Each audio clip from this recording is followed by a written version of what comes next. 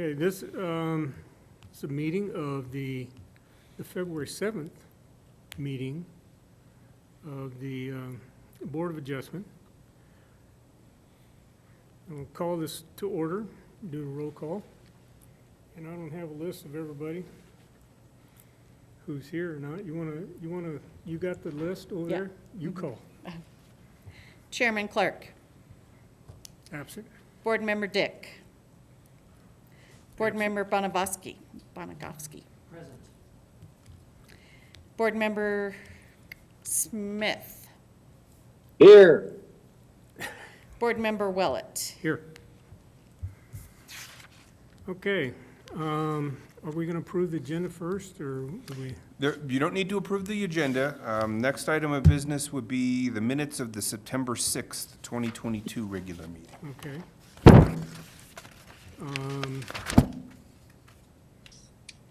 Do we have a motion to approve the minutes from the, which, November 6th? September 6th, December 2022. 6th, 2022. I'll second. Well, we need a motion first. Motion made, seconded? No, motion seconded. Who made the original motion? Randy, did you make the original motion? I'll go ahead and do that. I make a motion to approve the minutes for September 6, 2022. You're on. And I will second that. Motion made to approve the minutes and seconded. All in favor? Aye. Aye. Is she going to call roll? She didn't call roll. She will. She's going to in a sec. As soon as we Okay. get going here, Randy. This is my first time kind of being officially in charge, so bear with me. Okay. Roll call? Okay. Board Member Smith, Aye. Board Member Bonagowski, Aye. Board Member Willett. Aye. Mr. Vice Chairman, item 5A on the agenda is the selection of chair and vice chair for calendar year 2023. We have two of our regular members who are absent this evening. You can certainly proceed with a vote for chair and vice chair. You might want to give some consideration to potentially delaying that until we have a full Board of Adjustment contingent to hear the matter. I can tell you that we are very likely to be having a Board of Adjustment meeting next month. I Okay. have just gotten an application I am going to have to deny, and they've already indicated that they will be appealing, so this will probably be coming before you. Okay. Can we have, we're looking for a motion to continue. I don't know, you can make a formal motion to continue the selection of a chair and vice chair to March 7th if you'd like. Yes, can we have a motion to continue until we get more of the folks here than just us three? Yeah, I'll go ahead and do that. I go ahead and make a motion to table the current agenda as far as voting on the vice president or not vice president, my gosh, vice chairman and chairman until the next meeting. The motion has been made to continue to our March 7th meeting, March 7th, selection of the chair and vice chair. chair and vice chair.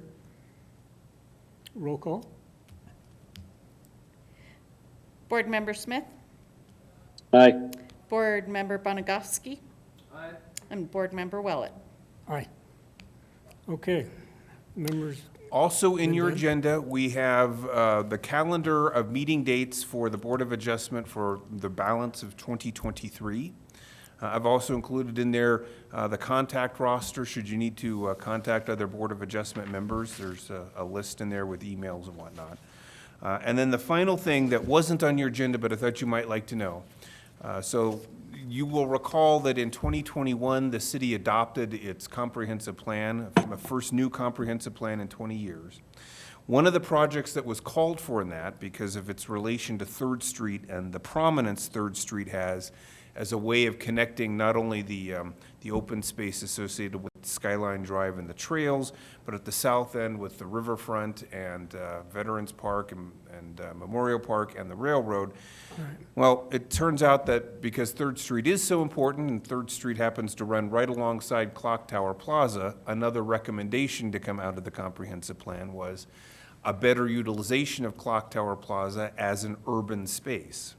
So originally over the summer, but we had to withdraw that and then redo it. In early November of last year, we published a request for proposals to help the city with a design project for a new design, a new way to use the Clock Tower Plaza space at 3rd Street and Main Street. Following that, we had a question and answer session with potential bidders right at the beginning of December, with bids being due at the beginning of January.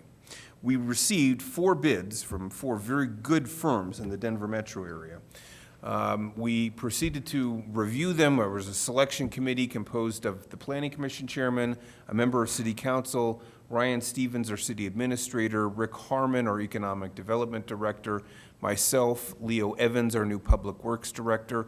And from those, we were able to indicate the ones that we wanted to interview. We conducted 3 interviews, determined the one. It was a pretty easily unanimous decision as to which firm we wanted to go with. The firm that we selected, and then had another round of negotiations to sort of bolster the public outreach component of this design. So the firm we're going with is called Livable City Studios. The actual design work, council approved the professional services agreement on their agenda last night. So we have officially signed with them. We are going to begin the project this month. And it will be going through probably the end of July or first week of August. Lots of opportunities for public engagement and public involvement. We're going to be getting at least 2, if not 3 different design alternatives that the public will be able to say, I like this part of this one, and this part of that one, and this part of that one. There'll be online survey opportunities, all kinds of ways for the public to weigh in on this, open house meetings that we'll be holding.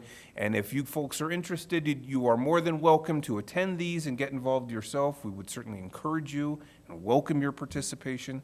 And having kind of gone very quickly over all of that, I'll just pause here and see if you've got any questions.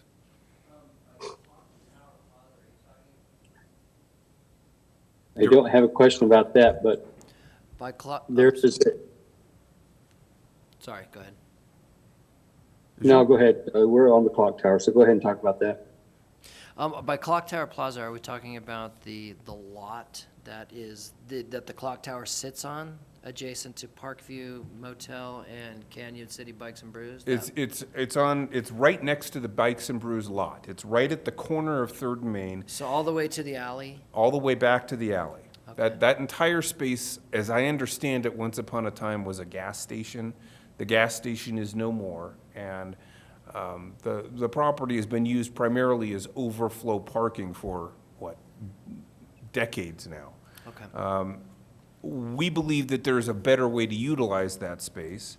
We put several ideas into the RFP that we drafted as to things staff thought might be worth considering. But we definitely want the public to weigh in on this because we want it to be a space that the public engages with and uses in the future going forward.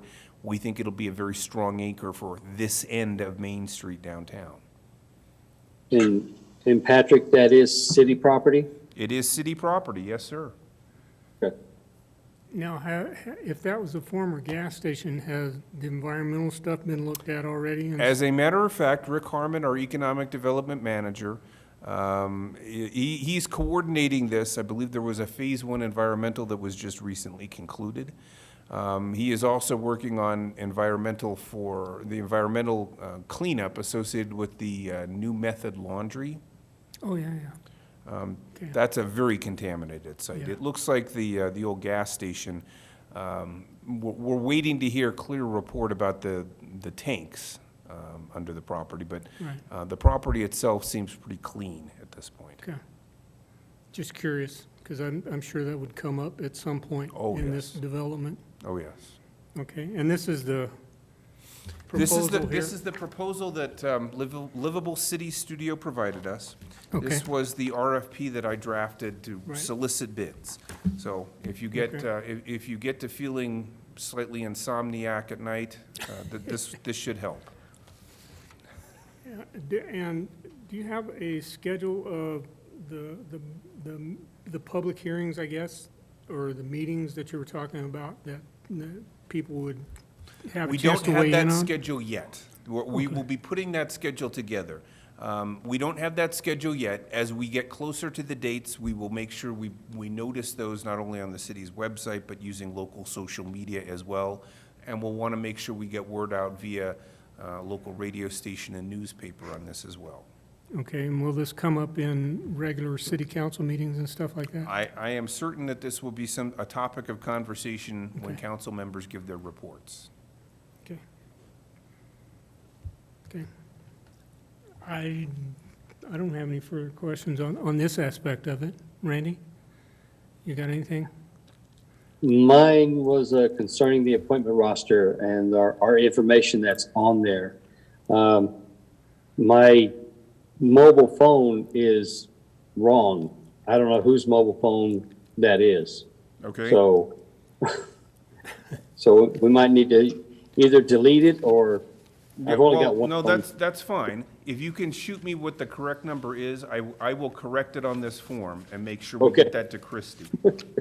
Okay. I'm curious just to call it, just to see who it goes to, but Oh, dear. I'll wait. Well, That's it. okay. Anything else? No, sir, not from staff. Okay. Everybody's questions answered? Where do we go from here? I believe you can adjourn. Motion to adjourn? I don't think you need the Till- motion to adjourn. You You can don't just even declare need a the motion. meeting adjourned until just- the next regular Then meeting. we'll adjourn this meeting of the Board of Adjustment until March the 7th, correct? Correct? And then we hope to take up the officer selection. And At that time? I anticipate there will be a public hearing for you It'll- folks to oh. consider that night as well. That would be a fun time, because that's what we're here for, right? Yeah. All right.